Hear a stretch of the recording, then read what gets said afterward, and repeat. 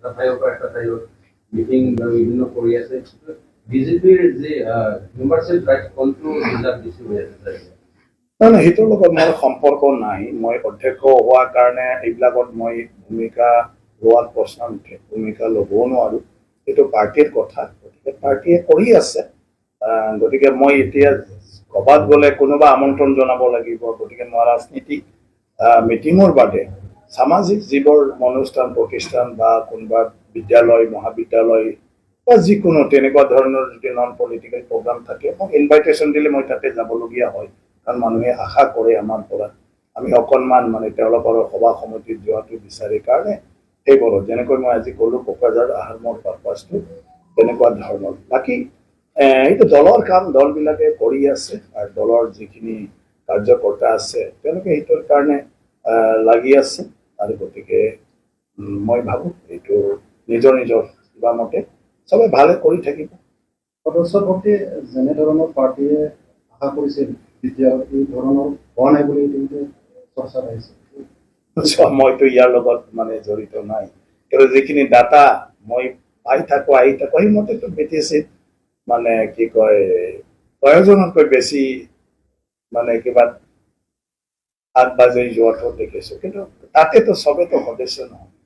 গতিকে যিকোনো দলত কোনোবাই সদস্য ল'ব কিন্তু বাকীয়ে সমৰ্থক হৈ থাকিব গতিকে চবে সদস্য লোৱাৰ মানে প্ৰশ্ন নুঠে কিন্তু যিখিনি সদস্য হৈছে কাৰণ BTC এলেকাটো সাংগঠনিক তেনেকুৱা ধৰণৰ বিশেষ মানে এক্টিভিটি নাই গতিকে তাৰ মাজেদিও চলাই আছে গতিকে মই ভাবোঁ ভাল বেয়া একো নাই ইয়াত হ'ল যিবিলাকে ইচ্ছুক তেওঁলোকে যিকোনো পাৰ্টীৰে সদস্য মানে কি কয় সদস্য পদটো ল'ব মানে সদস্য এইটোতো জেনেৰেল সদস্য গতিকে মেম্বাৰশ্বিপ গতিকে সেই মেম্বাৰশ্বিপটো আগৰ পৰাই যেনেকৈ চলি আছে এতিয়াও সেইটোৱে চলি থাকিব গতিকে মই তেনেকুৱা ধৰণৰ একো মানে দেখা নাই মানে যিটো তথ্য মানে মলৈকেও আহি থাকে এইবোৰ মানে কিবা কি কয় ছ'চিয়েল মিডিয়া যিখিনি লিংক আছে গতিকে এইটো চলি থাকিব আৰু এনেকৈ BTC প্ৰধান দৌৰত আপুনি আছে বিশ্বজিৎ দৈমাৰী আছে বুলি এনেকৈ চৰ্চা কৰি আছে নাই এইটোতো চৰ্চা কৰা মানুহবিলাককে সুধিব লাগিব তেওঁলোকে কেনেকৈ সেইটো দেখিছে তেনেকুৱা একো নাই চোৱা ৰাজনীতিত দলবিলাকেহে সিদ্ধান্ত ল'ব ক'ত কেতিয়া মানে আপোনাৰ কি কয় দায়িত্ব প্ৰদান কৰে আজি মই বিধায়ক মই আজি অধ্যক্ষ গতিকে পাৰ্টীয়ে ডিচাইড কৰিব যে মই কেতিয়া ক'ত কি হ'ব লাগে BTC নিৰ্বাচন অহাৰ কাৰণে BTCত এইবোৰ কথা মানে এতিয়া খুবেই মানে গৰম খুব চলি আছে আৰু তেতিয়া চবে লক্ষ্য কৰি থাকে তাৰো কিবা ধান্দা নেকি এতিয়া মই কাৰোবাৰ তাত আলহী খালেও মানুহে ভাবিব যে বেলেগ কাৰণত আহিছে নেকি কাৰোবাৰ লগত মই যদি বজাৰত দোকানতো লগ পাওঁ যে সিহঁতে ইয়াতে লগ হৈছে দেখোন মানে এতিয়া চবে ৰাজনীতিক দৃষ্টিৰে চায় আজি মই কোকৰাঝাৰ আহিছে আপোনালোকেও ভাবিছে কি কাৰণত আহিছে কিন্তু মই আগতেও আহি থাকোঁ কিন্তু এইবাৰ যিহেতু নিৰ্বাচন আহি আছে কাৰণে চবে ইয়াৰ লগত কিবা জড়িত হয় এইটো নেচাৰেল মানে এতিয়া দিন আহিছে গতিকে বিভিন্ন ৰাজনীতিক দলক লৈ যেতিয়া এনালাইচিছ কৰে এই ৰাজনীতিক দলত কোন আছে এইটো চাই আৰু এই ক্ষেত্ৰত যিহেতু এতিয়া বিজেপি দলীয় BTCত মানে সক্ৰিয়ভাৱে কাম কৰি আছে তো বিজেপিত কোন কোন আছে তো মই অধ্যক্ষ হ'লেও মই যিহেতু BTC এলেকাৰ বিজেপিৰ সদস্য সেইকাৰণে মোক লৈও কোনোবাই এইটো হিচাপ নিকাচ কৰে এনালাইচিছ কৰে আৰু সেই হিচাপে পেপাৰে কাগজে ওলায় কাৰোবাৰ আলোচনা ওলায় তেনেকুৱা কিন্তু মোৰ ব্যক্তিগত ফালৰ পৰা তেনেকুৱা কোনো নাই আৰু এটাটো হ'ল মই অধ্যক্ষ হিচাপে মই কৈছোঁ ৰাজনৈতিকভাৱে পুংখানুপুংখভাৱে মই কোনো কামত জড়িত হ'ব নোৱাৰোঁ নহয় ক'ৰবাত ভয় খোৱা বা ক'ৰবাত মানে কি কয় বেছি আত্মবিশ্বাস হোৱা মানে এইটো মই ক'ব নোখোজোঁ মানে ইয়াত চোৱা নিৰ্বাচন আহিলে চব ৰাজনৈতিক দলে সক্ৰিয় হ'বই কাৰণ ৰাজনৈতিক দলৰ কামটোৱেই হ'ল নিৰ্বাচন আৰু নিৰ্বাচনটো হ'ল মই সদায় এটা কথা কৈ থাকোঁ যে খেতিৰ নিচিনা এই খেতিটো কৰিলে চবতো সময়তে খেতি কৰিব লাগিব গতিকে ৰাজনীতি কৰিছে দেশ চলাবৰ কাৰণে ৰাজনীতি কৰিছে জনসাধাৰণৰ ৱেলফেয়াৰৰ কাৰণে কাম কৰিব গতিকে কাম কৰাৰ সঠিক সময়টো হ'ল নিৰ্বাচন গতিকে নিৰ্বাচন খেলি জিকি ফালে যদি ক্ষমতাত আহিব পাৰে তেতিয়াহ'লে ৰাজ্যৰ মানে ভালৰ কাৰণে বিভিন্ন আঁচনি লৈ কাম কৰিব পাৰিব এইটো এটা সপোন দেখিছে ৰাজনৈতিকভাৱে যাৰ কাৰণে কষ্ট কৰি আছে দিন ৰাতি জনগণৰ মানে ভালৰ কাৰণে বিভিন্ন আঁচনি ল'ব পাৰে যেতিয়া ক্ষমতাত আহিব নোৱাৰে তেতিয়া একো কৰিব নোৱাৰে তো ক্ষমতা কেতিয়া মানে লোৱাৰ সুযোগটো আহে নিৰ্বাচনত ক্ষমতা লোৱাৰ সুযোগটো আহে সেইকাৰণে ক্ষমতাৰ কাৰণে জান প্ৰাণ দি চবে যুঁজে আৰু চবে যুঁজোতে তেতিয়াই মই ক'লো যে তাত ৰণকৌশল এটা চবে তৈয়াৰ কৰে আৰু এই ৰণকৌশলত কোনোবা একত্ৰিত হ'ব কোনোবাই অকলে চলিব গতিকে নিজৰ নিজৰ যিটো এটা মানে আউটলুক